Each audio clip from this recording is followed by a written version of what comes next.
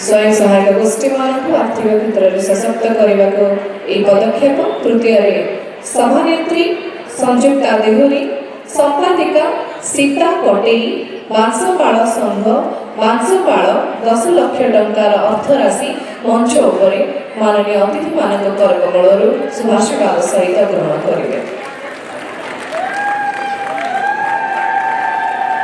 SSG माँ मैंने जो अर्थराशि पाँच ऋण आकार नहीं जीवन जीविका कार्य तथा उन्नत मानर चाष हो, पशुपालन हो, माछ चाष, कुकुड़ा चाष, छतु चाष और विभिन्न व्यवसाय करी आर्थिक स्वावलंबी हुअतु, यह ही सरकार विवेचना। संयुक्ता देहुरी, सीता कटेई,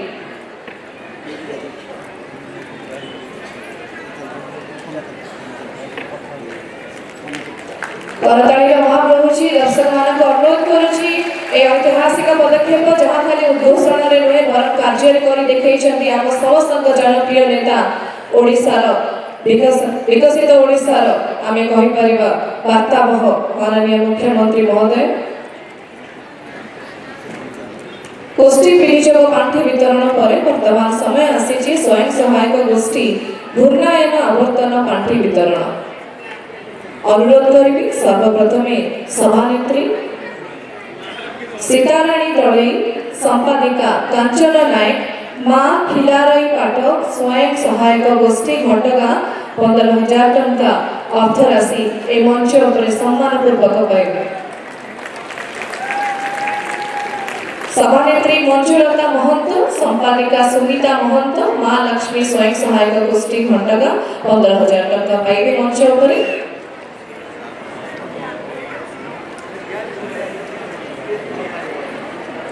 वर्तमान आम 80 वर्ष और तदूर्ध व्यक्ति एवं 80% और तदूर्ध भिन्नक्षम हिताधिकारी मानक निमंते मासिक 3,500 टंका वर्धित भत्ता वितरण आरंभ करुचु। 80 वर्ष और तदूर्ध व्यक्ति हिताधिकारी मध्य आम सर्वप्रथम डाकुचु गाँ बोदा पड़ासरू रक्षाकर जेना महोदय मंच उपरक आसवे। श्री रक्षाकर जेना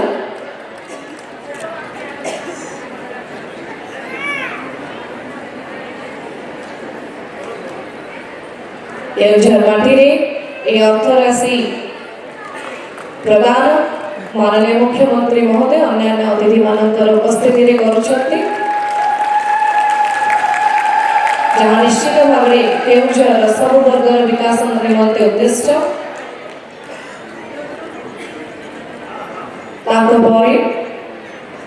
अनुरोध करिबो मंच उपरक आसिबे केन्दुआ ग्रामर श्री जोगेन्द्र नायक महोदय। श्री जोगेन्द्र नायक महोदय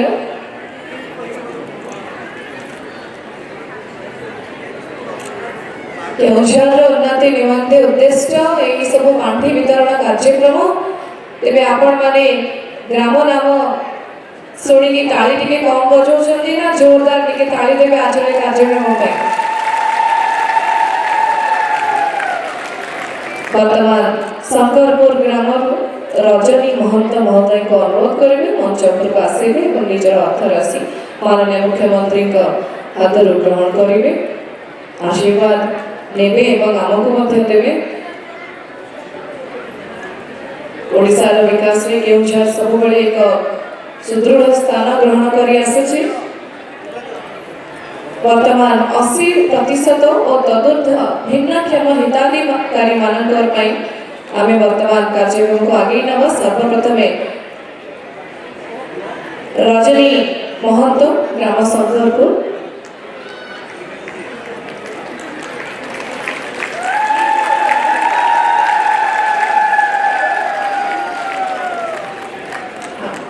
सत्यभामा सेठी ग्राम केन्दुआ अनुरोध करेंगे मंच उपरक आसवे।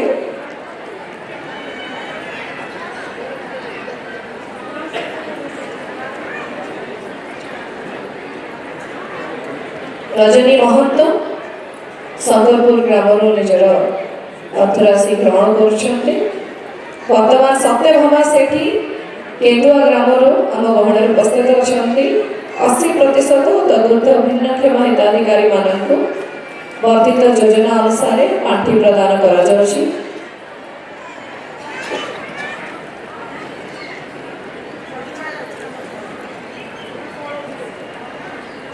सरकार लक्ष्य सब रही समाजर सब वर्गर सब श्रेणीर लोकंर विकास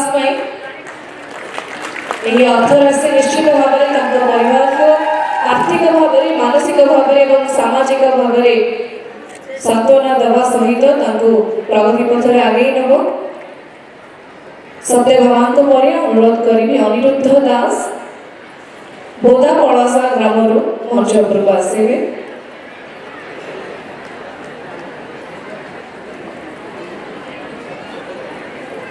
अनिरुद्ध दास बोदा पड़ासा ग्राम ताली अफुलगुड़ी अभाव रहेगा।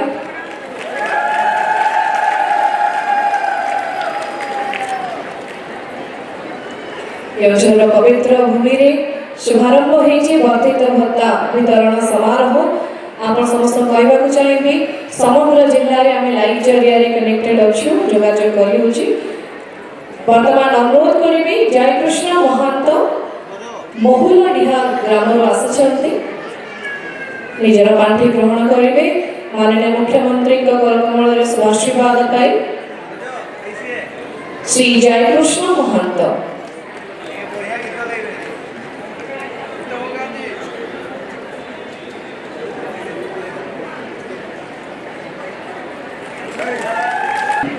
जय जगन्नाथ।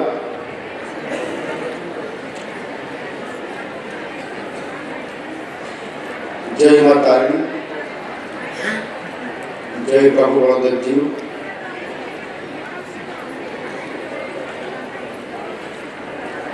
आज आम पवित्र माटी केन्दुझर जिलार धरणीधर विश्वविद्यालय पड़िया आज आम समस्ते एक स्वतंत्र कार्यक्रम 80 वर्ष ऊर्ध वरिष्ठ मानकर वर्धित पेंशन योजनार शुभारंभ करने एकाठी होती एवं ये कार्यक्रम सारा ओडिशा रे प्रत्येक जिले में कार्यक्रम वर्चुअल प्लाटफॉर्म माध्यम आज राज्य स्तरीय कार्यक्रम रे उपस्थित थिबा कार्यक्रम रे जोग देथिबा आमर राज्य सरकार उप मुख्यमंत्री श्रीयुक्त कनकवर्धन सिंह महोदय मानव मंत्री सामाजिक सुरक्षा और भिन्नक्षम सशक्तिकरण अनुसूचित जनजाति और जाति उन्नयन विभाग तथा विद्यालय और गणशिक्षा विभाग मंत्री श्रीयुक्त नित्यानंद गंड महाशय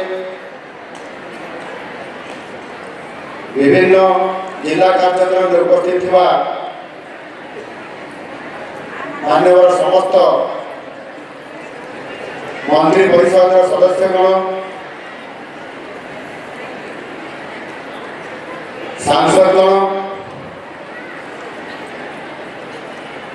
विधायकगण एवं एटी उपस्थित आज केन्दुझर जिलार कार्यक्रम में मानव विधायक घसीपुरा श्रीयुक्त बद्रीनारायण पात्र महोदय मानव विधायक चंपुआ श्रीयुक्त सनातन महाकुर महोदय मानव विधायक पाटना श्रीयुक्त अखिल चंद्र नायक महोदय मानव विधायक तेलुगुई श्रीयुक्त फकीर नायक महोदय जिला परिषद सभानेत्री श्रीमती सागरिका साहू महोदया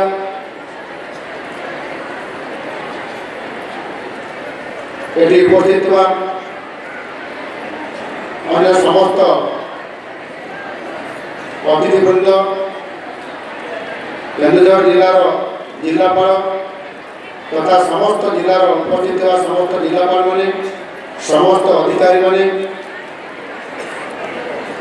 एवं आज ये उपस्थित हुआ आज कार्यक्रम मोर केन्दुझर समस्त प्रिय भाई और भौणी मैंने आपण मान समस्त को एक पवित्र मकर संक्रांति उत्सव अवसर में आपण मान समस्त को शुभेच्छा और अभिनंदन जनाऊँ। आज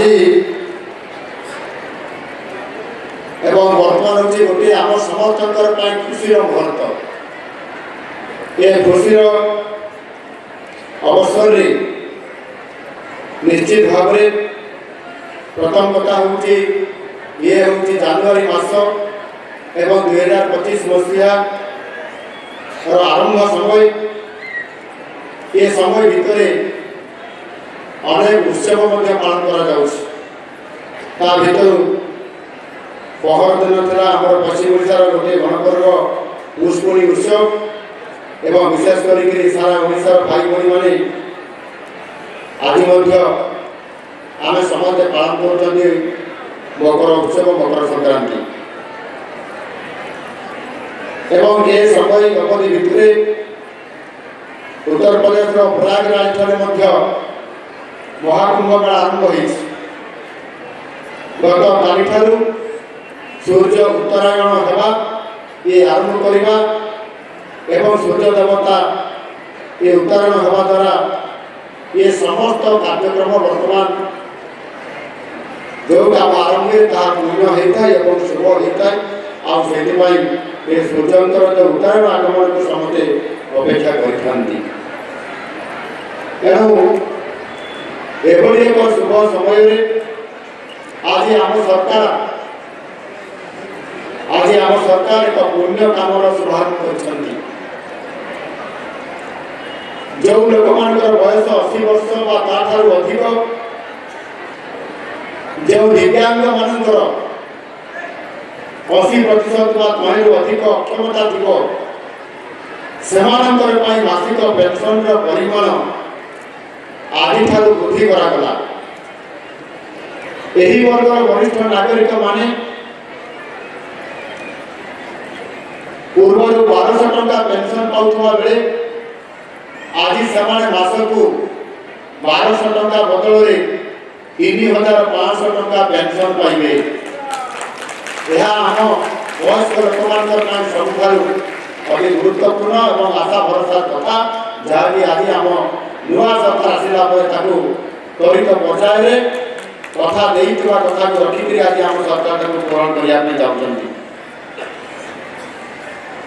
राष्ट्रीय सामाजिक सहायता कार्यक्रम हिताधिकारी हूँ मधुबाबू पेंशन योजना हिताधिकारी समस्ते वर्धित पेंशन पाइपर समस्त व्यक्तिगत पेंशन रे जनवरी मास ठारू 2300 टंका वृद्धि है यही परिमाण पूर्व पेंशन परिमाण प्राय 3 गुणा द्वारा सारा ओडिशार 4,77,496 जन व्यक्ति सारा ओडिशा उपकृत हेबे सही भाव में आम केन्दुझर जिलार 9,913 जन व्यक्ति उपकृत हेबे 80 वर्ष ऊर्ध्व वयस्क नागरिक हूँ कि 80% ऊर्ध्व अक्षमता थी जो आम दिव्यांग मान हूँ आपण मानव वर्धित पेंशन शुभारंभ कर आज सरकार मुखिया हिसाब से निश्चित भाव मु खुशी और आनंद अच्छी सहित मु व्यक्तिगत हिसाब से आज ये योजना को आज जो लोकों मान पाखे यह लागू करागला से बहुत खुशी अच्छी कारण जड़े मनीष भाव आपड़ जब वयस्क व्यक्ति मान भिन्नक्षम मानकर किसी सहायता और सहयोग करती वास्तव में गोटे पूर्ण अर्जन करने सहित निजक भारी खुशी लगी था और आनंद लगी था कारण यह हूँ मनीष पणियार प्रकृष्ट उदाहरण जो समाज में वरिष्ठ नागरिक मानू भिन्नक्षम मानू और असहाय मानू ये व्यक्ति मान सम्मान जो समाज में दि जाए समाज को जो आदर करा से समाज हूँ वास्तविक एक आदर्श समाज वरिष्ठ नागरिक मैंने आम आस्था और विश्वास मंदिर से आम अस्मिता और असरती आंतरिकतार अम्लान ज्योति से विश्वास हस आम सरकार उपर अखंड आस्था ही ये हूँ आमर विरल संपत्ति आज ये कार्यक्रम एक आदर्श समाज आड़ आम यात्रार एक गुरुत्वपूर्ण पाहच जहाँ आमको एक दायित्वबोध अंगीकार एक प्रेरणादायी आह्वान आज आम पाखक आनी आपण मैंने जानती आम सरकार जिते आसिकी नुआ सरकार दायित्व नेले आपण मान समस्त आशीर्वाद नुआ सरकार प्रतिष्ठा है आ नुआ सरकार प्रतिष्ठा होवार ये मासर गत जून मास 12 तारीख जिला 7 मास पूरण होवार दिन ठीक ता परदिन दिन मकर संक्रांति एवं महाकुंभ आरंभ है ये 7 मास भितर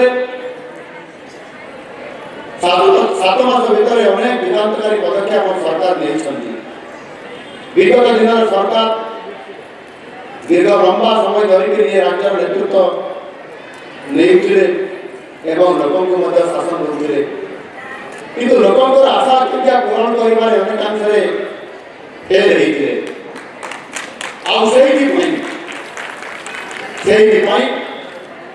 गत निर्वाचन समय जिते आम दलर शीर्ष नेतृत्व जिते निर्वाचन घोषणा पत्र स्थान देले जे जदि आम सरकार आसिबो ताले निश्चित भाव में आम नुआ सरकार आसिले घोषणा पत्र अनुसार समस्त लोकंर समस्या को बुझू और दाबी मुताबक आम घोषणा पत्र स्थानित दौचु एवं निश्चित भाव में अक्षर अक्षर पालन करूँ कथार नुहे काम करके देखू ये कथा आम सरकार आपरे निर्वाचन पूर्व समय बड़ बर्बाद एवं जदि आम लोक मान साधारण कथा बुझा ना लोक दुख शुणा ना ताले लोक मैंने आज सीना भल अच्छा काली लोक मैंने शक्ति प्रदर्शन करेंगे एवं सरकार को कौ मुहूर्त हटई देवे से कथा लोक मैंने भल भाव जानते तेणु समय आज परिवर्तन होने पुराना सरकार को आपण मैंने बदल करके आज नुआ सरकार को आनी एवं गत 12 तारीख ये सरकार 7 मास पूरण ये 7 मास अवधि भितर अनेक गुरुत्वपूर्ण पदक्षेप आम सरकार नहीं पुरी श्रीमंदिर जो चारिद्वार खोलवा आरंभ कर मंच में सुभद्रा योजना महिला मान 5,000 कर प्रथम दफार जो आर्थिक सहायता प्रदान प्रदान भाव आप चाषी मान जहाँ आम घोषणा पत्र स्थान दि जाता चाषी मान जो आप सर्वनिम्न सहायता मूल्य जो केंद्र सरकार निर्धारित कर 2300 टंका पर क्विंटाल देवाई आम सरकार आसिले इनपुट असिस्टेंट आर्थिक सहायता प्रदान करने सहित पर क्विंटाल 3100 टंका 3,200 टंका देवाई घोषणा करते जहाँ प्रत्येक चाषी जिते धान सरकार निकट में दौरान 3,100 टंका लेखा समस्त चाषी मैंने पर क्विंटाल आर्थिक सहायता पाँच ठीक से भाव जो लोक मैंने अनेक समय जो लोक मैंने अनेक समय अनेक आशा रखी लोकंर आशा आकांक्षा को आम सरकार लोकंर सरकार आपण सरकार गुरुत्व आरोप कर भाव में साहाय्य करने आगे आपण यथा समय देवाई ये निष्पत्ति नहीं चलती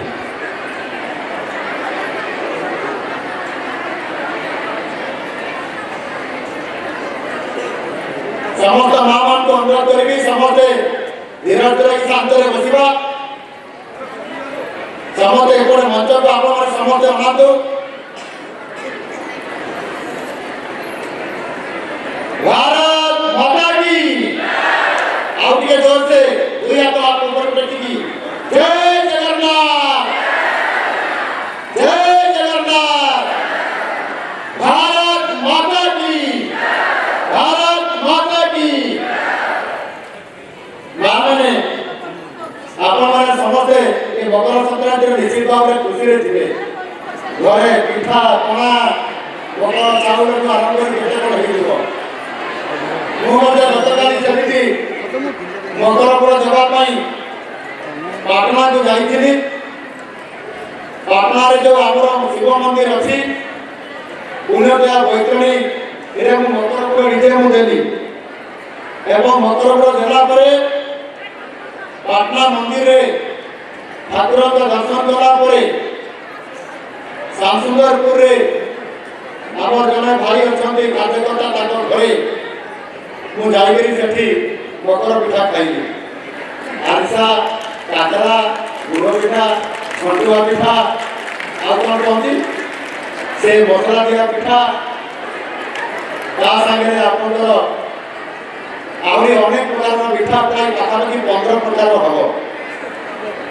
मु आज भाबुଥିଲି जो माँ भौणी मैंने आसी निश्चित भाव पिठा नहीं आसवे बोली किंतु पिठा जमा ये आम पाखक पहुंची पारा ना प्रकृतर पिठा आनी ना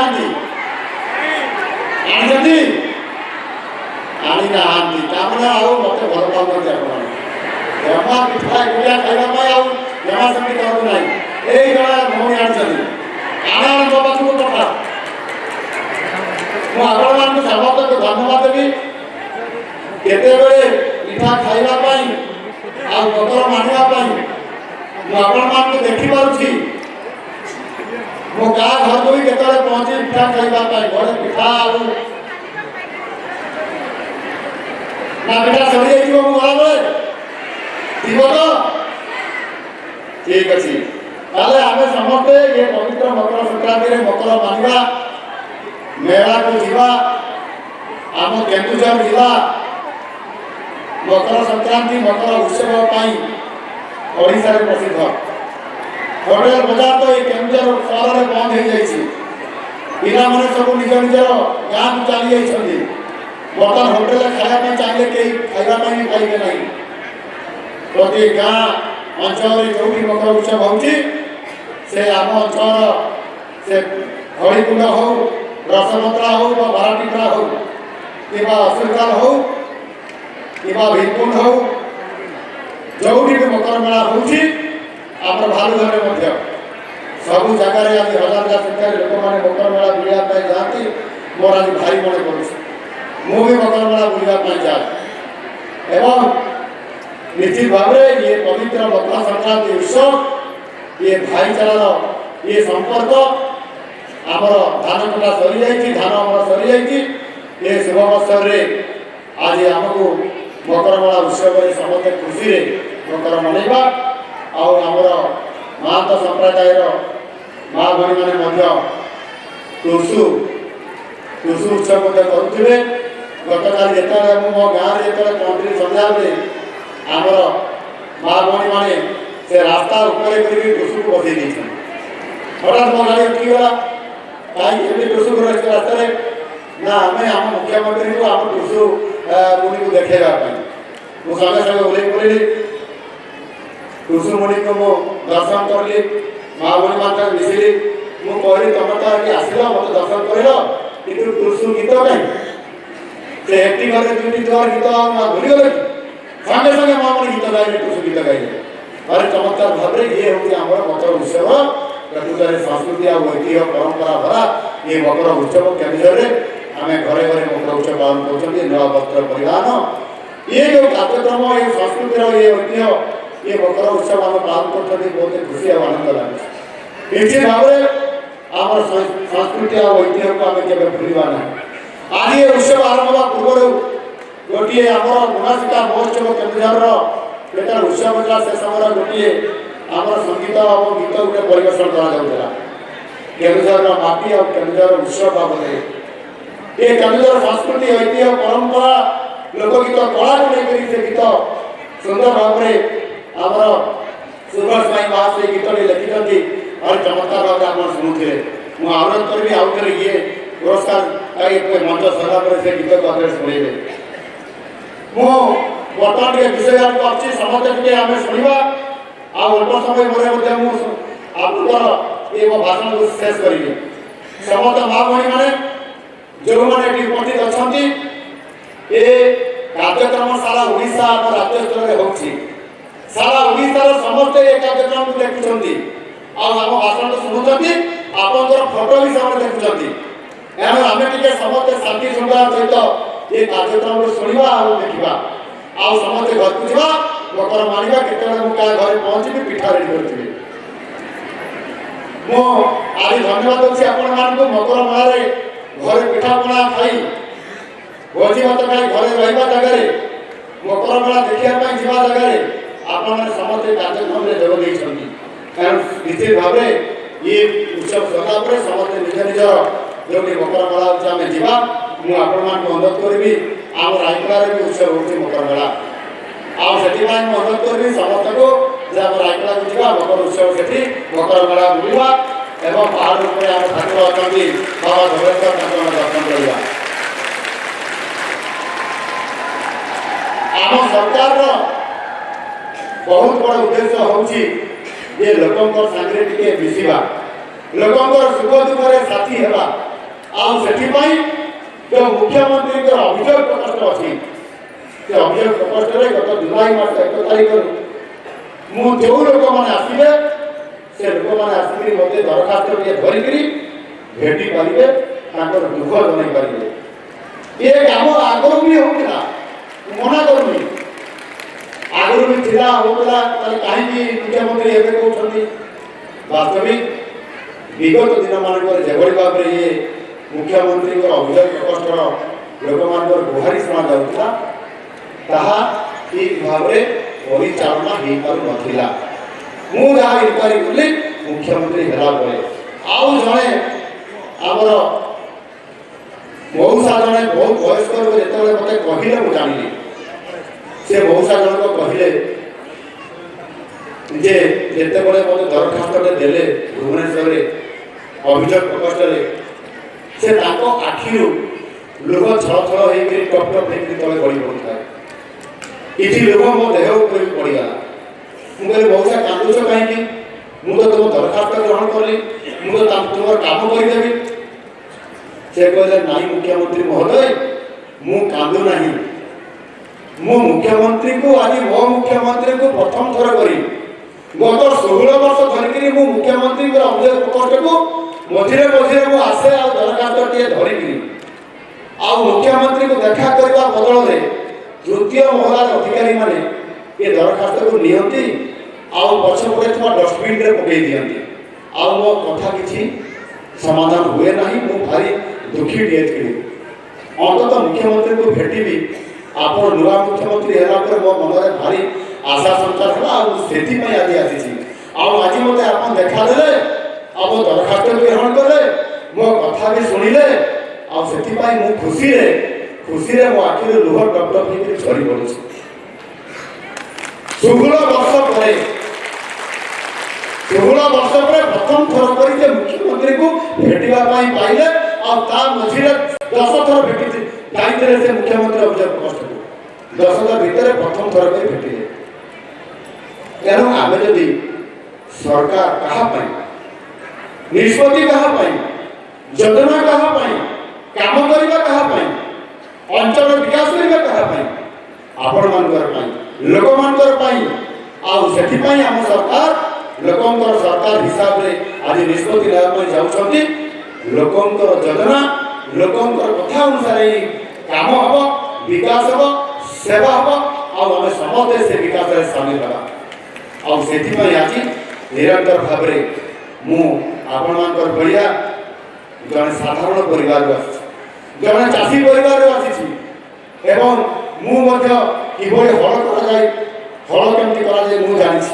ଧାନ କେମିତି ବୁଣାଯାଏ ମୁଁ ଜାଣିଛି, ମୁଁ ନିଜେ ମଧ୍ୟ କରିଛି, ମୁଁ ନିଜେ ଅନୁଭବ କରିଛି। ଗାଁର ଲୋକମାନଙ୍କର ଦୁଃଖ କ'ଣ ମୁଁ ନିଜେ ଜାଣିଛି। ଆଉ ସେଥିପାଇଁ ଆଜି ଯେତେବେଳେ ଇଏ ବାର୍ଦ୍ଧକ୍ୟ ଭତ୍ତା ଆସିଲା ବୃଦ୍ଧି କରିବା ପାଇଁ, ଆଜି ଯେତେବେଳେ 80% ଅଧିକ ଭିନ୍ନକ୍ଷମ ଦିବ୍ୟାଙ୍ଗମାନେ ଯେଉଁମାନଙ୍କର ଅକ୍ଷମତା ଅଛି ତାଙ୍କୁ କିଭଳି ଭାବରେ ତାଙ୍କର ଭତ୍ତାରେ ବୃଦ୍ଧି କରାଯିବ, ଏ କଥା ଅନେକ ଦିନ ଆଗରୁ ଦାବି ହେଇ ଆସୁଥିଲା। ଏ କଥା ଆଜି ମୁଁ ନୂଆ କରିନାହିଁ। ଇଏ ଦାବି କରାଯାଉଥିଲା ଯେ ତାଙ୍କ ପାଇଁ ଭତ୍ତା ଟିକେ ବଢ଼େଇ ଦିଆଯାଉ। ମୁଁ ଯେତେବେଳେ ଅଭିଯୋଗ ପ୍ରକୋଷ୍ଠକୁ ଯାଏ ସେଠି ଅନେକ ଦିବ୍ୟାଙ୍ଗମାନେ ଭିନ୍ନକ୍ଷମମାନେ ଯେଉଁ 3 ଜଣଙ୍କୁ ଏଇଠି ସେମାନଙ୍କୁ ତାଙ୍କ 3,500 ଟଙ୍କା ତାଙ୍କୁ ଭତ୍ତା ପ୍ରଦାନ କରାଗଲା। 1200 ଟଙ୍କା ଭତ୍ତା ସେମାନେ ୟା ପୂର୍ବରୁ ପାଉଥିଲେ। 1200 ଟଙ୍କା ବଦଳରେ ଏବେ ଦିଆଗଲା କେତେ? 3,500 ଟଙ୍କା। କେତେ ଦିଆଗଲା ମାନେ? 3,500 ଟଙ୍କା ଦିଆଗଲା। ପାଉଥିଲେ 1200 ଟଙ୍କା, ଦିଆଗଲା 3,500 ଟଙ୍କା। 3 ଗୁଣା ପାଖାପାଖି ଟଙ୍କା ସେମାନଙ୍କୁ ଦିଆଗଲା। ଅନ୍ତତଃ ପକ୍ଷେ ସେ ଟଙ୍କା ନିଜର ହିସାବରେ ରହିବ ଆଉ ଖର୍ଚ୍ଚ ଟିକେ କରିପାରିବେ ସେମାନେ। ସେ ବୟସ୍କ ବୃଦ୍ଧା ବୁଢ଼ୀ ଲୋକ ହୁଅନ୍ତୁ ବା ସେ ଅକ୍ଷମତା ଭିନ୍ନକ୍ଷମ ଲୋକ ହୁଅନ୍ତୁ। ଏଣୁ ନିଶ୍ଚିତ ଭାବରେ ଆମ ସରକାର ସମ୍ବେଦନଶୀଳ ଅଛନ୍ତି, ଏ କଥାକୁ ବିଚାର କରିଛନ୍ତି ଆଉ ତାକୁ ତ୍ୱରିତ ପର୍ଯ୍ୟାୟରେ କାର୍ଯ୍ୟକ୍ରମ କରିବା ପାଇଁ। ଯେତେବେଳେ ଅଭିଯୋଗ ପ୍ରକୋଷ୍ଠରେ ମୁଁ ଲୋକଙ୍କୁ ଭେଟିବା ପାଇଁ ଯାଏ, ମୋ ସହିତ 5 ଜଣ ମନ୍ତ୍ରୀ ଯାଆନ୍ତି ଏବଂ ସେଥିରେ ଉପମୁଖ୍ୟମନ୍ତ୍ରୀମାନେ ବି ସାମିଲ ହେଇଥାନ୍ତି। କନକ ଭଦ୍ର ସିଂହ ମହାଶୟ ମୋ ସହିତ ଅନେକ ସମୟରେ ଅଭିଯୋଗ ପ୍ରକାଶରେ ସକାଳୁ ସନ୍ଧ୍ୟା ପର୍ଯ୍ୟନ୍ତ ସେଇ ଗରିବ ଆଉ ଯେଉଁମାନେ ଦୁଃଖୀ ସେଇମାନଙ୍କ କଥା ଶୁଣିବା ପାଇଁ ଆମେ ବସିଥାଉ। ସର୍ବପ୍ରଥମେ ଯେଉଁମାନେ ଭିନ୍ନକ୍ଷମ ଲୋକ ହୁଇଲ୍ ଚେୟାରରେ ଆସନ୍ତି, ଚାଲି ପାରନ୍ତି ନାହିଁ, ସେଇମାନଙ୍କୁ ସାମ୍ନାରେ ଠିଆ କରି ଦିଆଯାଏ। ଆମେ ନିଜେ ତାଙ୍କ ପାଖକୁ ଯାଉ, ତାଙ୍କର ଦୁଃଖ ଶୁଣୁ ଆଉ ତାଙ୍କର କାମ କରିଦେଉ। ଏ ସମୟ ଭିତରେ 80% ଲୋକଙ୍କର କାମ ମଧ୍ୟ ଆମେ କରିଦେଇଛୁ। ସେ ଦରଖାସ୍ତଟିର ତାଙ୍କ ଯେଉଁ ସମସ୍ୟାର ସମାଧାନ ମଧ୍ୟ କରିଦେଇଛୁ, ଯାହାକି କେବେ ମଧ୍ୟ ଏଭଳି ସମାଧାନ ଅତୀତରେ ଓଡ଼ିଶା ରାଜନୀତି ଇତିହାସରେ ହେଇନାହିଁ। ଏଣୁ ମୁଁ ଆପଣମାନଙ୍କ ସମସ୍ତଙ୍କୁ କହିବା ପାଇଁ ଚାହେଁ, ବାସ୍ତବିକ ଯେଉଁ ବୁଢ଼ାବୁଢ଼ୀ ଲୋକମାନେ ଯେଉଁମାନେ ଆମ ପରିବାରରେ ଅଛନ୍ତି, ଅନେକ ସମୟରେ ଆଜି ଆମର ଏଭଳି ଏକ ସମାଜ ହେଇଯାଇଛି ଯେ ଭାବନ୍ତି ସେମାନେ ବୋଧେ ଆମର ବୋଝ ହୋଇଯାଇଛନ୍ତି। ସେମାନଙ୍କର ପାଇଁ ନା ଚିକିତ୍ସା, ସେମାନଙ୍କର ପାଇଁ ନା ଅଧିକ ଖର୍ଚ୍ଚ କରିବା, ନା ଭଲ ଟିକେ ଲୁଗାପଟା ସଫା କରିକି ସେମାନେ ଯତ୍ନ ନେବା। ଅନେକ ସମୟରେ ତ କିଛି ଯେଉଁମାନେ ଟିକେ ଭଲ ପାଠ ପଢ଼ିଲେ, ବାବୁ ହେଇଗଲେ, ସେମାନେ ଦେଖନ୍ତୁ ବୁଢ଼ାବୁଢ଼ୀ ଲୋକମାନଙ୍କୁ ସେ ବୃଦ୍ଧାଶ୍ରମରେ ନେଇକି ଛାଡ଼ି ଦେଉଛନ୍ତି। ବାପା ମାଆଙ୍କୁ ସେବା କରିବା ମଧ୍ୟ ଆଜି ଦିନରେ ମଧ୍ୟ ବୃଦ୍ଧାବତ କରୁଛନ୍ତି ଆମର ତାଙ୍କର ପୁଅମାନେ ଏବଂ ପୁଅ ବୋହୂମାନେ। ବୋହୂମାନେ ବି ବଦଳୁନାହାନ୍ତି, ବହୁତ କଷ୍ଟ ଦେଉଛନ୍ତି ମା ବୁଢ଼ୀମାନଙ୍କୁ, ବୁଢ଼ାମାନଙ୍କୁ। ଏବଂ ଆମେ ସମସ୍ତେ ତାଙ୍କର ଯତ୍ନ ନେବା। ସେମାନେ ଆମକୁ ଜନ୍ମ ଦେଇଛନ୍ତି, ସଂସାରକୁ ଆଣିଛନ୍ତି, ଆମକୁ ଜ୍ଞାନ ପ୍ରାପ୍ତ କରାଇଛନ୍ତି ଏବଂ ଆମକୁ ମଣିଷ କରିଛନ୍ତି, ଆମକୁ ପାଠ ପଢ଼ାଇଛନ୍ତି। ଏ କଥାକୁ ଆମେ ମଧ୍ୟ କେବେ ଭୁଲିବା କଥା ନୁହଁ। ଆଉ ସେଥିପାଇଁ ଯେତେବେଳେ ମୁଁ ସେଇମାନଙ୍କୁ ଭେଟେ, ସେଇମାନଙ୍କର ଦୁଃଖ ଶୁଣେ, ଆପଣ ଆଶ୍ଚର୍ଯ୍ୟ ହେବେ। ଜଣେ ଛୋଟ ପିଲାଟେ ଆସିଥିଲା, 12-13 ବର୍ଷର ପିଲାଟେ ଆସିଥିଲା। ତା ଦେହ ସାରା ଖାଲି ଫୁଟି ଉଠୁଥାଏ, ବଡ଼ ବଡ଼ କାଛୁ ଭଳିଆ ସବୁ, ବଡ଼ ବଡ଼ ପଥ ଭଳିଆ ସବୁ ଫୁଟି ଉଠୁଥାଏ, ପୁରା ଏକଦମ ପୁରା ପୁଜ ବାହାରୁଥାଏ, ରକ୍ତ ବାହାରୁଥାଏ। ଆଖି, କାନ, ଦେହ ଦେଖିଲେ ଚାରିଆଡ଼େ ଆପଣ ବେହୁଶ ହେଇଯିବେ।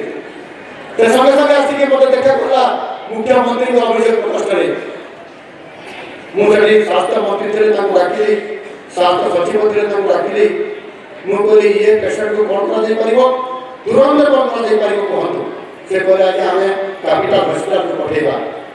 ମୁଁ କହିଲି କ୍ୟାପିଟାଲ ହସ୍ପିଟାଲକୁ ପଠାନ୍ତୁ, ଯଦି ସେଠି ସମ୍ଭବ ହୋଇପାରିବ କଟକ ବଡ଼ ଡାକ୍ତରଖାନାକୁ ପଠାନ୍ତୁ ଏବଂ ଆମ୍ବୁଲାନ୍ସ ଏବେ ମଗାନ୍ତୁ ଏବଂ ତା ପାଇଁ ଯେତେ ଅର୍ଥ ଖର୍ଚ୍ଚ କରାଯିବ ଏଭଳି ପେସେଣ୍ଟକୁ ଆମେ ସମ୍ପୂର୍ଣ୍ଣ ମାଗଣାରେ ଚିକିତ୍ସା କରିବା।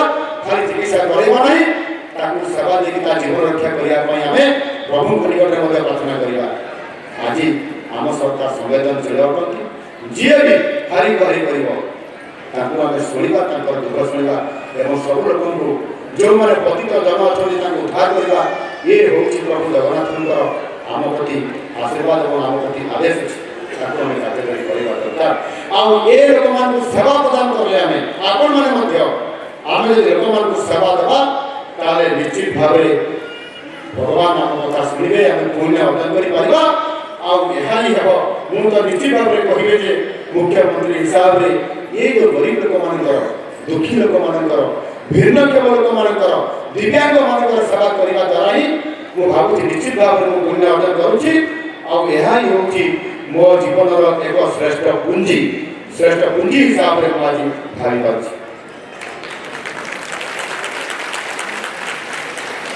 मु आपण समस्त को आज कहवाई चाहूँ आपण मैंने समस्ते आज आम समस्ते से गरीब लोक मान गरीब कल्याण अन्न योजना कथा मुझे कहली आम प्रिय यशस्वी प्रधानमंत्री नरेंद्र मोदी जी कोरोना समय कोरोना पूर्व कोरोना समय गरीब कल्याण योजना आम मान कार्यकारी करे मागणारे आमको खाइबा व्यवस्था करे औषध वितरण करे सारा भारत वर्षर 80 कोटी लोक व्यवस्था निरविच्छेद करे आमको ये गरीब कल्याण योजना अन्न योजना आज पर्यंत मागणारे आमको 25 किलो चाउल प्रदान कर सेवा कर चलती ठीक से भाव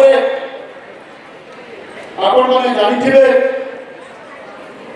गत मासर 13 तारीख मकर पूर्व दिन मु दिल्ली जाइली आयुष्मान भारत योजना को ओडिशा रे कार्यकारी करने केंद्र सरकार राज्य सरकार मध्य एक एमओयू साइन करने दिल्ली केंद्र मंत्री केंद्र स्वास्थ्य मंत्री सहित केंद्र आम ओडिशा प्रतिनिधित्व करुवा 3 जन केंद्र मंत्री एवं आम ओडिशा स्वास्थ्य मंत्री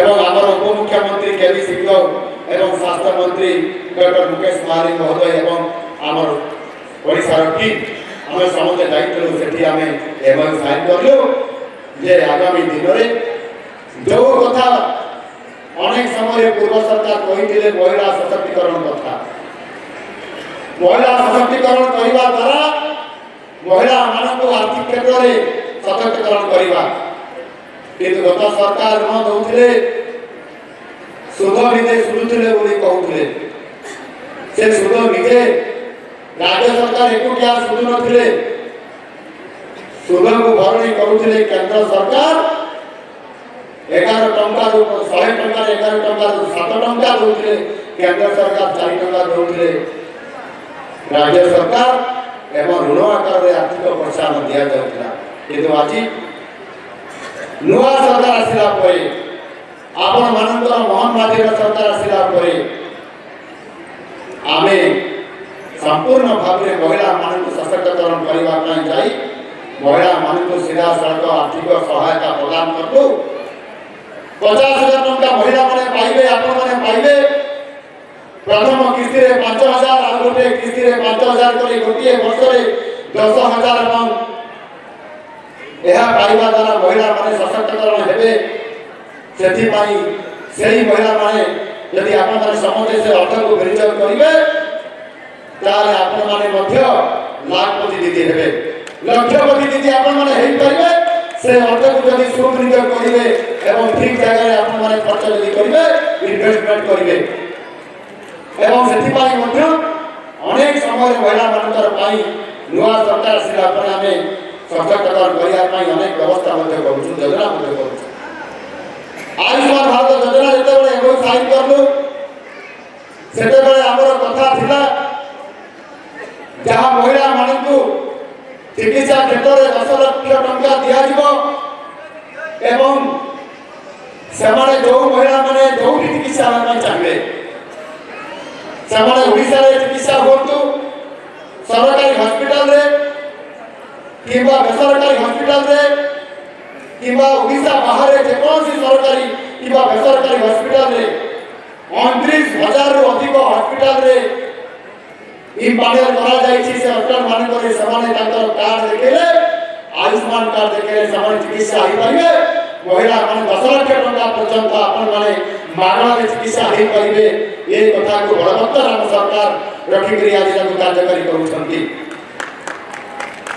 एवं आहुरी गोटे कथा जो जो लोक मान बयस 70 वर्ष अधिक हो जाए व्यवस्था आगे नाला एवं केंद्र सरकार मोदी सरकार घोषणा कर 70 वर्ष अधिक वयस्क लोक मैंने चिकित्सा अंतर्भुक्त हो पारे चिकित्सा अर्थात केंद्र सरकार और राज्य सरकार मिलित भाव में योजना को जोड़ी देती आपण माने योजना अंतर्भुक्त है जो मैंने 80 वर्ष अधिक हे एवं से जो मैंने चिकित्सा पाइबा योग्य होती भितर अंतर्भुक्त करागला महिला मैंने 10 लाख टका पाइबार जहाँ स्कीम आम सरकार एवं करते बयस अधिक हो आहरी 5 लाख टका अधिक आर्थिक सहायता दि जापर अर्थात जड़े महिला जड़े पुरुष 5 लाख टका अधिक साहाय्य पाइबे अर्थात जड़े पुरुष 10 लाख पाइपर जो मैंने अति वयस्क होते जड़े महिला अति वयस्क होते 15 लाख टका पर्यंत से चिकित्सा सुविधा पाइपर जेकोसी हस्पिटाल गले संभव हो पार यह आम सरकार निष्पत्ति सहित अनेक समय ग्रामांचल चिकित्सा पाइबार अनेक लोग वंचित होती गाँव में पंचायत गोटे प्रति पंचायत गोटे गोटे सब सेंटर अच्छी एनएम सेंटर कहते सब सेंटर कहते ये सब सेंटर जड़े जड़े एनएम दीदी रहती से औषध वितरण कर अनेक समय जेभली भाव लोक मैंने प्राथमिक चिकित्सा पाइपार से ये चिकित्सा केमती समस्ते पाइपर निज पंचायत से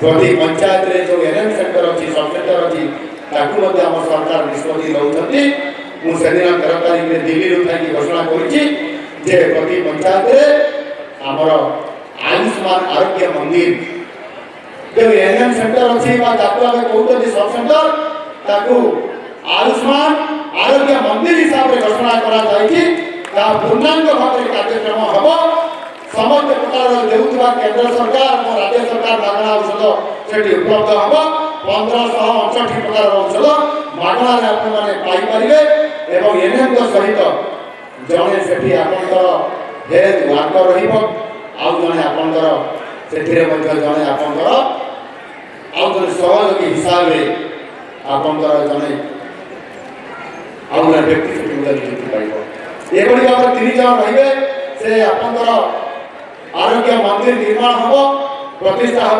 कार्यक्रम आप से चिकित्सा निज पंचायत में पाइपर सब पंचायत व्यवस्था करने ये व्यवस्था आम सरकार कर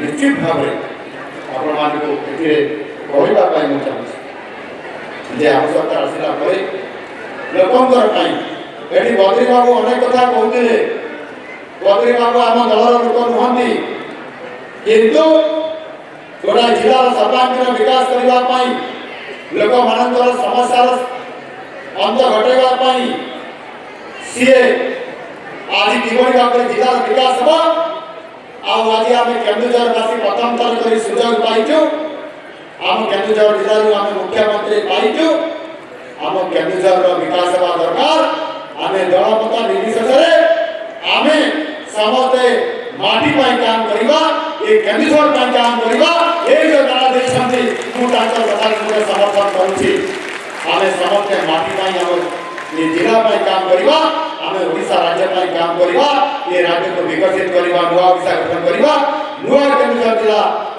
गठन करवा जो परिकल्पना को आम साकार करने निश्चित भाव में समस्ते ये काम कर ले संभव हो पार और आज चाहे और ये आम केन्दुझर विकास करने चाहे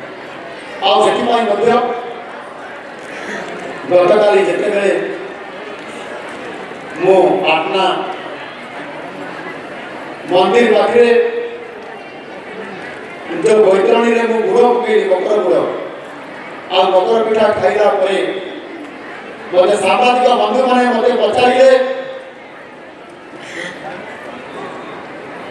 आम जिलार नेतृत्व सारा ओडिशा नेतृत्व नौकरी आम जिलार लोक हिसाब से ଆପଣ ଆଗରୁ ବି ଅନେକ ଥର କହିଛନ୍ତି ଯେ କେନ୍ଦୁଝର ଜିଲ୍ଲାର ବିକାଶ ହେବ, ଶିଳ୍ପ ହେବ, ଆଉ ତା ସହିତ ମଧ୍ୟ ଆମର ଯେଉଁ ବହୁ ଦିନର ଦାବି ଅଛି ଯେଉଁ ଦ୍ୱିତୀୟ ଇସ୍ପାତ କାରଖାନା ତାକୁ କେବେ ଆପଣ କରିବା ପାଇଁ ଯାଉଛନ୍ତି ଟିକେ କହିବେ କି ମକର ସଂକ୍ରାନ୍ତିରେ? ମୁଁ କହିଲି ମକର ଚାଉଳ ଖାଇଛି, ମକର ପିଠା ବି ଖାଇଛି। ନିଶ୍ଚିତ ଭାବରେ ମୁଁ ପ୍ରଥମରୁ କହିଛି ସେ ଗୋଟିଏ କଥା ଯେ କେନ୍ଦୁଝରରେ ଇସ୍ପାତ କାରଖାନା ହେବ ଏବଂ ତାହା ମଧ୍ୟ ବେଶୀ ଦିନ ଦୂର ନୁହଁ। Utkal Odisha make in Odisha complex 2025 ପରିପ୍ରେକ୍ଷୀରେ ଇନଭେଷ୍ଟର୍ସ ମିଟ୍ ବା ଆମର ମେକ୍ ଇନ୍ ଓଡ଼ିଶା କମ୍ପ୍ଲେକ୍ସ ଆଗାମୀ এই জানুয়ারি মাসের 28 এবং 29 তারিখে ভুবনেশ্বরে আয়োজিত হচ্ছে। সারা বিশ্ব দরবারু অনেক পুঁজিপতি নিবেশকারী মানে আসুଛନ୍ତି ভারত বর্ষরু ଯେଉଁମାନେ ସବୁଠାରୁ ବଡ଼ ପୁଞ୍ଜି ନିବେଶକାରୀ ସେମାନେ ଆସୁଛନ୍ତି ଏବଂ ଓଡ଼ିଶାରେ ବି ଯେଉଁମାନେ ପୁଞ୍ଜି ନିବେଶକାରୀ ଅଛନ୍ତି ସମସ୍ତେ ଆସୁଛନ୍ତି। ଆଉ ସେଦିନ 5 ଲକ୍ଷ କୋଟିରୁ ଅଧିକ ଟଙ୍କାର ଇନଭେଷ୍ଟମେଣ୍ଟର ବୁଝାମଣା ପତ୍ର ସ୍ୱାକ୍ଷରିତ ହେବ। ଆଉ ସେଇଦିନ ମଧ୍ୟ ଆମ କେନ୍ଦୁଝରରେ ଏକ ମେଗା ଷ୍ଟିଲ୍ ପ୍ଲାଣ୍ଟ ହେବାର ଯେଉଁ ନିଷ୍ପତ୍ତି ନିଆଯାଉଛି ସେଦିନ ମଧ୍ୟ ସାଇନ୍ ହେବ ଏବଂ କେନ୍ଦୁଝରକୁ ଏକ ମେଗା ଷ୍ଟିଲ୍ ପ୍ଲାଣ୍ଟ ବା ବୃହତ ଇସ୍ପାତ କାରଖାନା ଯିବାର ରାସ୍ତା ଖୋଲିଯିବ। ଏ କଥା ମୁଁ ଆପଣମାନଙ୍କ ପାଖରେ ଆଜି କରିବା ପାଇଁ ଚାହୁଁଛି। ବନ୍ଧୁଗଣ, କେବଳ କେନ୍ଦୁଝର ଜିଲ୍ଲାରେ ଖାଲି ହେବ ନାହିଁ, ଏହା ସାରା ଓଡ଼ିଶାର ପ୍ରତ୍ୟେକ ଜିଲ୍ଲାରେ ଆମ ସରକାର ନିଷ୍ପତ୍ତି ନେଇଛନ୍ତି। ଆମ ସରକାର ନିଷ୍ପତ୍ତି ନେଇଛନ୍ତି ପ୍ରତ୍ୟେକ ଜିଲ୍ଲାରେ ଶିଳ୍ପ ହେବ, କଳକାରଖାନା ହେବ ଏବଂ ଏଠି ପୁଞ୍ଜି ଆସିବ, ଶିଳ୍ପର ଗୋଟେ ବିପ୍ଳବ ହେବ ଯେଉଁଥିରେ କି ଆମ ପିଲାମାନେ ଚାକିରି ପାଇବେ, ଅର୍ଥନୀତିରେ ପରିବର୍ତ୍ତନ ହେବ, ଭିତ୍ତିଭୂମି ତିଆରି ହେବ, ଫୁଡ୍ ବେସ୍ଡ ଇଣ୍ଡଷ୍ଟ୍ରି ହେବ। ଆମେ ତାକୁ ସାକାର କରିବା ପାଇଁ ଯାଉଛୁ ଆଉ ତାହା ନିଶ୍ଚିତ ଭାବରେ ମୁଁ ଆଜି ରହି ପବିତ୍ର ମକର ସଂକ୍ରାନ୍ତିର ଶୁଭ ଅବସରରେ ଏ କଥାକୁ ମୁଁ ଆଜି ସାରା ଓଡ଼ିଶାବାସୀଙ୍କୁ ମଧ୍ୟ ଜଣାଇ ଦେବା ପାଇଁ ଚାହେଁ। ମୁଁ ଆପଣମାନଙ୍କୁ ସମସ୍ତଙ୍କୁ ଆଉ ବିଶେଷ ଲମ୍ବା କଥା କହିବି ନାହିଁ, ସମୟ ବହୁତ ହେଇଗଲାଣି। ମୁଁ ମୋର କଥାକୁ ବିରାମ ଦେବା ପୂର୍ବରୁ ଆଉ କିଛି ଅଳ୍ପ କଥା କହିବା ପାଇଁ ଚାହୁଁଛି। ଆମ ଜିଲ୍ଲାକୁ ଆମେ ଆଗକୁ ନେବା ପାଇଁ ପଡ଼ିବ, ଆମ ଓଡ଼ିଶାକୁ ଆମକୁ ସମୃଦ୍ଧ ଓଡ଼ିଶା କରିବା ପାଇଁ ପଡ଼ିବ ଆଉ ସେଥିପାଇଁ ନିରନ୍ତର ଭାବରେ କାମ କରିବା ପାଇଁ ପଡ଼ିବ। ସମସ୍ତଙ୍କୁ ମୁଁ ନିବେଦନ କରିବି ଆପଣମାନେ ସମସ୍ତେ ଏ କେନ୍ଦୁଝର ଜିଲ୍ଲାକୁ ଆଗକୁ ନେବା ସହିତ ବିକଶିତ କରିବା ସହିତ ସାରା ଓଡ଼ିଶାକୁ ଆମେ କିଭଳି ଭାବରେ ଏକ ସମୃଦ୍ଧ ଓଡ଼ିଶା ଗଠନ କରିପାରିବା ଆଉ ସେହି ଲକ୍ଷ୍ୟରେ ଆମ ସରକାର ଅଛନ୍ତି। ଆଉ ସେଥିପାଇଁ ନିରନ୍ତର ଭାବରେ ଆମେ ଲୋକଙ୍କର କଥାକୁ ଗୁରୁତ୍ୱ ସହ ବିଚାର କରିକି ଆଜି ଆମେ ଚାଷୀଙ୍କର ପାଇଁ, ଆଜି ଆମେ ମହିଳାମାନଙ୍କର ପାଇଁ, ଆଜି ଆମେ କୃଷକମାନଙ୍କର ପାଇଁ, ଆଜି ଆମେ ଶ୍ରମିକମାନଙ୍କର ପାଇଁ, ଆଜି ଆମେ ନୂତନ ଭାବରେ ଯେଉଁମାନେ ଶିକ୍ଷିତ ବେକାର ଯୁବକ ଯୁବତୀ ଅଛନ୍ତି ତାଙ୍କର ପାଇଁ ମଧ୍ୟ ଆମେ ନିରନ୍ତର ଭାବେ କାମ କରିବା ପାଇଁ ନିଯୁକ୍ତି ସୁଯୋଗ ସୃଷ୍ଟି କରିକି ସେମାନଙ୍କୁ ଖାଲି ପଡ଼ିଥିବା ସରକାରୀ ପଦବୀରେ ମଧ୍ୟ ନିଯୁକ୍ତି ଦେବାର ସୁଯୋଗ ଆଜି ଆମେ ଆରମ୍ଭ କରିଛୁ। 7ଟି ନିଯୁକ୍ତି ମେଳାରେ 20,000 ଯୁବକ ଯୁବତୀମାନଙ୍କୁ ନିଯୁକ୍ତି ଦେଇ ସାରିଲୁଣି। ଆଗାମୀ ଖୁବ୍ କମ୍ ସମୟ ଭିତରେ ଆହୁରି 20,000 ଶିକ୍ଷିତ ଯୁବକ ଯୁବତୀମାନଙ୍କୁ ନିର୍ବାଚନ ପୂର୍ବରୁ କଥା ଦେଇଥିବା କଥାକୁ ରଖିକିରି ଏ ନିଯୁକ୍ତି ପ୍ରକ୍ରିୟା ମାଧ୍ୟମରେ ଆମେ ସେମାନଙ୍କୁ ନିରପେକ୍ଷ ଭାବରେ ସେମାନଙ୍କୁ ଆପଣଙ୍କର ପରୀକ୍ଷା ଦେବା ପାଇଁ ପଡ଼ିବ, ତାପରେ ନିଯୁକ୍ତି ଦିଆଯିବ। ଆଗାମୀ କିଛି ଦିନ ପରେ 20,000 ଯୁବକ ଯୁବତୀଙ୍କୁ ପୁଣି ଆଉଥରେ ନିଯୁକ୍ତି ଦିଆଯିବାର କାର୍ଯ୍ୟକ୍ରମ ଖୁବ୍ କମ୍ ଦିନ ଭିତରେ କରାଯାଉଛି। ଆଦିବାସୀମାନଙ୍କର ବିକାଶ, ଗରିବ ଲୋକମାନଙ୍କର ବିକାଶ, ପଛୁଆ ଲୋକମାନଙ୍କର ବିକାଶକୁ ମଧ୍ୟ ଆମେ କିଭଳି ଭାବରେ ସମସ୍ତଙ୍କୁ କୌଣସି ବର୍ଗକୁ ଏହା ଭିତରେ ପାତ୍ରାନ୍ତର ନ କରିକି ତାଙ୍କର ବିକାଶ କରିବା ପାଇଁ ଆମ ସରକାର ଯେଉଁ ନିଷ୍ପତ୍ତି ନେଇଛନ୍ତି ତାହା ନିଶ୍ଚିତ ଭାବରେ କରାଯିବ। ମୋର ମାଆମାନଙ୍କୁ, ମୋର ଗୁରୁଜନମାନଙ୍କୁ ମୁଁ ଆପଣମାନଙ୍କୁ ସମସ୍ତଙ୍କୁ ଧନ୍ୟବାଦ ଦେବି। ଆଜି ପର୍ବ ସମୟରେ, ଏ ମକର ସଂକ୍ରାନ୍ତି ଉତ୍ସବ ସମୟରେ ଆପଣମାନେ ସମସ୍ତେ ଏଠି ଉପସ୍ଥିତ ଅଛନ୍ତି ଏବଂ ଆଜି କାହା ପାଇଁ ଆପଣମାନେ ସମସ୍ତେ କାଢ଼ିଦେଲେ ନା ଆମର 80 ବର୍ଷରୁ ଅଧିକ ବୟସ୍କ ହେଇଥିବା ବୁଢ଼ାବୁଢ଼ୀ ଲୋକମାନେ ଯେଉଁମାନେ ମାତ୍ର କିଛି ଦିନ ପୂର୍ବରୁ 700 ଟଙ୍କା 500 ଟଙ୍କା ଲେଖା ଭତ୍ତା ପାଉଥିଲେ, ଆଜି ସେମାନଙ୍କୁ କିଛି ଦିନ ପୂର୍ବରୁ ସରକାର ଆସିବା ପୂର୍ବରୁ ସେମାନଙ୍କୁ 1000 ଟଙ୍କା ଏବଂ 1200 ଟଙ୍କା ତାଙ୍କର ବୃଦ୍ଧି କରାଯାଇଥିଲା। ଆଜି ସେମାନଙ୍କୁ 3500 ଟଙ୍କା ବୃଦ୍ଧି କରାଯିବାର କଥା ଶୁଣିକରି ଆପଣମାନେ ଆଜି ଏଠି ଆସିଛନ୍ତି ଏବଂ ଆଜି ସେହି ଗରିବ ଲୋକମାନେ ସେହି ବୁଢ଼ାବୁଢ଼ୀ ଲୋକମାନେ ଟିକେ ଅନ୍ତତଃ ଆର୍ଥିକ ସହାୟତା ପାଇପାରିବେ ଆଉ ତାକୁ ସମର୍ଥନ ଦେବା ପାଇଁ ଆଜି ଆପଣମାନେ ଖୁସିରେ ଏବଂ ଆନନ୍ଦରେ ଆସିଛନ୍ତି। ମୁଁ ଆପଣମାନଙ୍କୁ ସମସ୍ତଙ୍କୁ ଅନେକ ଅନେକ ଧନ୍ୟବାଦ ଦେଉଛି ଏବଂ ଆଗାମୀ ଦିନରେ ମଧ୍ୟ ଅନେକ ଗୁରୁତ୍ୱପୂର୍ଣ୍ଣ କାର୍ଯ୍ୟକ୍ରମ ଆପଣମାନଙ୍କର ପାଖରେ, ଅନେକ ଗୁରୁତ୍ୱପୂର୍ଣ୍ଣ ଯୋଜନା ଆପଣମାନଙ୍କର ପାଖରେ ଏମିତି ମୁଁ ନିଜେ ଆସିବି ଆପଣମାନଙ୍କର ପାଖରେ ଉପସ୍ଥିତ ରହିକରି ଏ କାର୍ଯ୍ୟକ୍ରମର ଶୁଭାରମ୍ଭ ହେବା ସହିତ ସମସ୍ତଙ୍କୁ ସାହାଯ୍ୟ କରାଯିବ। ଆଜି ଚାଷୀ ଭାଇଟି ଆଜି ଖୁସିରେ ଅଛି। ଆଜି 800 ଟଙ୍କା ବୋନସ୍ ପାଇଲା ପରେ କ୍ୱିଣ୍ଟାଲରେ ଆଜି ଚାଷୀ ଭାଇଟିଏ PM କିଷାନ ପାଇଲା 6000 ଟଙ୍କା କେନ୍ଦ୍ର ସରକାରଙ୍କ ଦ୍ୱାରା, CM କିଷାନ ପାଇଲା 40,000 ଟଙ୍କା ରାଜ୍ୟ ସରକାରଙ୍କ ଦ୍ୱାରା, 10,000 ଟଙ୍କା ପାଇଲା ଦ୍ୱାରା ଆଜି ଚାଷୀ ଆଜି ଉପକୃତ ହେଇଛି। 800 ଟଙ୍କା ଇନପୁଟ ସହାୟତା ଦ୍ୱାରା ଆଜି ଉପକୃତ ହେଇଛି। ତେଣୁ ନିଶ୍ଚିତ ଭାବରେ ଆଜି ସବୁ ବର୍ଗର ଲୋକଙ୍କୁ ସମାନ ଭାବରେ ବିକଶିତ କରିବା ପାଇଁ ଆଜି ଆମ ସରକାର ସଂକଳ୍ପବଦ୍ଧ। ମୁଁ ଆପଣମାନଙ୍କୁ ସମସ୍ତଙ୍କୁ ଧନ୍ୟବାଦ ଦେଉଛି। ଆଜିର ଏହି ପବିତ୍ର ମକର ସଂକ୍ରାନ୍ତିର ଅବସରରେ ଆପଣମାନେ ସମସ୍ତେ ଉପସ୍ଥିତ ରହିକି ଆମ କାର୍ଯ୍ୟକୁ ସଫଳ କରିଥିବା। 2026 ମସିହାରେ ଓଡ଼ିଶା ବିକଶିତ ହେବ, ଓଡ଼ିଶା ସମୃଦ୍ଧ ହେବ ଆଉ ସେଥିପାଇଁ ଆମକୁ ଏକ ଯୋଜନାବଦ୍ଧ ଭାବରେ କାର୍ଯ୍ୟକ୍ରମ କରିବା ପାଇଁ ପଡ଼ିବ ଆପଣମାନଙ୍କର ସହାୟତାରେ ସାହାଯ୍ୟରେ। ସେଥିପାଇଁ ଆମ ସରକାର ଭିଜନ ଡକ୍ୟୁମେଣ୍ଟ 2026 ଆହ୍ୱାନ କରିଛନ୍ତି। ଆମେ ୱେବସାଇଟ୍ରେ ଛାଡ଼ିଛୁ ମତାମତ ନେବା ପାଇଁ। ଆପଣମାନେ ପ୍ରସ୍ତାବ ଦିଅନ୍ତୁ 2026ରେ ଆମ ଓଡ଼ିଶା କେମିତି ହେଇଥିବ। ଆମର ଯେଉଁ ଛୋଟ ଛୋଟ ପିଲାମାନେ ଅଛନ୍ତି ସେତେବେଳେ ସେମାନେ ଯୁବକ ହେଇଥିବେ, ସେମାନେ 2026 ମସିହା ଯେତେବେଳେ ଆସିବ ସେମାନେ କ'ଣ କରୁଥିବେ, ଓଡ଼ିଶା କେମିତି ହେଇଥିବ ଆଉ ଓଡ଼ିଶା କେତେ ଶକ୍ତିଶାଳୀ ହେଇଥିବ, ବିକଶିତ ହେଇଥିବ କି ନାହିଁ, ସମୃଦ୍ଧ ହେଇଥିବ କି ନାହିଁ, ଆମ କେନ୍ଦୁଝର ସୁନାର କେନ୍ଦୁଝର ହେଇଥିବ କି ନାହିଁ। ଆଉ ସେଥିପାଇଁ ଆପଣମାନେ ପ୍ରସ୍ତାବ ଦିଅନ୍ତୁ, ଯୋଜନା କରନ୍ତୁ। ୱେବସାଇଟ୍ରେ ଆମକୁ ପ୍ରସ୍ତାବ ଦେଲେ ନିଶ୍ଚିତ ଭାବରେ ଆମେ ସମସ୍ତେ ଆପଣମାନଙ୍କ ଯୋଜନାକୁ ଗ୍ରହଣ କରିକରି ଆଗାମୀ ଦିନରେ ଏକ ସମୃଦ୍ଧ ଓଡ଼ିଶା ଗଠନ କରିବା ପାଇଁ, ବିକଶିତ ଓଡ଼ିଶା ଗଠନ କରିବା ପାଇଁ ଆମର ଯେଉଁ ସଂକଳ୍ପ ଅଛି, ଆଗାମୀ 12 ବର୍ଷ ଅଛି। ଆଉ ଏ 12 ବର୍ଷ କାଳଖଣ୍ଡ ଭିତରେ ପ୍ରଥମ 5 ବର୍ଷ ଆପଣମାନେ ଆପଣଙ୍କର ପୁଅକୁ, ଆପଣଙ୍କର ଏଇ କେନ୍ଦୁଝରର ପିଲାକୁ ଆପଣମାନେ ମୁଖ୍ୟମନ୍ତ୍ରୀ କରି ଗୃହଦାୟିତ୍ୱ ଦେଇଛନ୍ତି। ମୁଁ ମଧ୍ୟ ତାକୁ ଆଜି ଚ୍ୟାଲେଞ୍ଜ ହିସାବରେ ଗ୍ରହଣ କରୁଛି। ମୋ କେନ୍ଦୁଝର ସୁନାର କେନ୍ଦୁଝର ହେବା ସହିତ ମୋ ଓଡ଼ିଶା ବିକଶିତ ଓଡ଼ିଶା ହେବ, ସମୃଦ୍ଧ ଓଡ଼ିଶା ହେବ। ଆଉ ତାକୁ ଆଧାର କରି ଆମକୁ ସମସ୍ତଙ୍କୁ କାମ କରିବା ପାଇଁ ପଡ଼ିବ, ସଂଘର୍ଷ କରିବା ପାଇଁ ପଡ଼ିବ। ସମସ୍ତଙ୍କର ସହଯୋଗରେ ନିଶ୍ଚିତ ଭାବରେ ଆଗାମୀ ଦିନରେ ଆମେ ଆଗକୁ ଯିବା। ଆଉ ସେଥିପାଇଁ ଆମେ ସମସ୍ତେ ମିଳିତ ଭାବରେ ପ୍ରୟାସ ଜାରି ରଖିବା।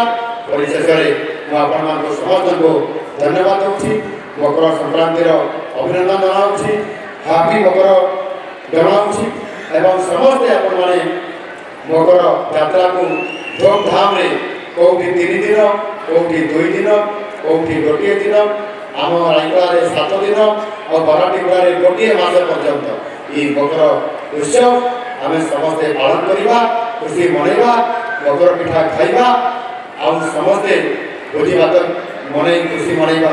ସମସ୍ତଙ୍କୁ ମୁଁ ଆଉ ଥରେ ବହୁତ ବହୁତ ଧନ୍ୟବାଦ ଦେଉଛି। ମକର ସଂକ୍ରାନ୍ତିର ଅଭିନନ୍ଦନ ଜଣାଇବା ସହିତ ମୋର ବକ୍ତବ୍ୟକୁ ଏଠି ଶେଷ କରୁଛି। ଧନ୍ୟବାଦ। ଭାରତ ମାତା କି, ଭାରତ ମାତା କି, ବନ୍ଦେ ବନ୍ଦେ ବନ୍ଦେ ଉତ୍କଳ ଜନନୀ।